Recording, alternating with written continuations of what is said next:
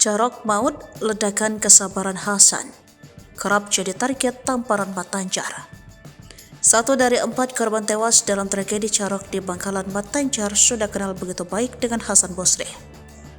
Ya, Hasan merupakan satu dari 2 tersangka yang menewaskan Matanjar dan 3 korban jiwa lainnya. Kisah carok maut di Bangkalan ini masih menjadi sorotan perhatian. Satu di antaranya terkait hubungan mendiang Matanjar dan tersangka Hasan. Keduanya selama ini sudah saling kenal. Ternyata sebelum tragedi carok maut, Hasan kerap kali mendapat perlakuan tidak mengenakan dari Matanjar.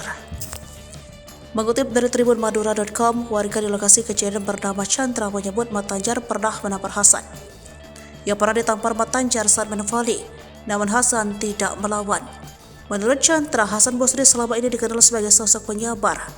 Hasan kembali ditampar sebelum tragedi carok terjadi.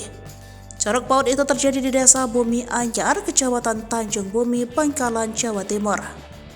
Matanjar sang guru silat menantang Hasan untuk duel carok. Hal ini setelah dirinya tak terima disapa oleh Hasan Basri. Saat itu Matanjar langsung turun dari motornya dan menampar pipi Hasan. Lalu ia menyuruh Hasan Basri pulang dan mengambil senjatanya. Matanjar tetap diam di lokasi saat disuruh pulang oleh warga sekitar. Hasan yang tadinya orang sabar jadi gak sabar, tutur Chandra.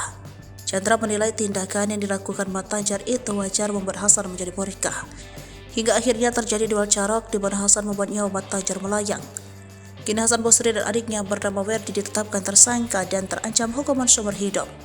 Kapolres Bangkalan AKBP Febri Ismanjaya menerangkan, sebenarnya di lokasi carok bukan hanya ada 2 tersangka dan 4 korban saja.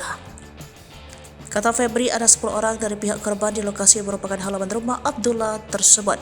Ketika pelaku balik ke TKP, memang sudah ada orang-orang ini, jelas AKBP Febri Ismanjaya.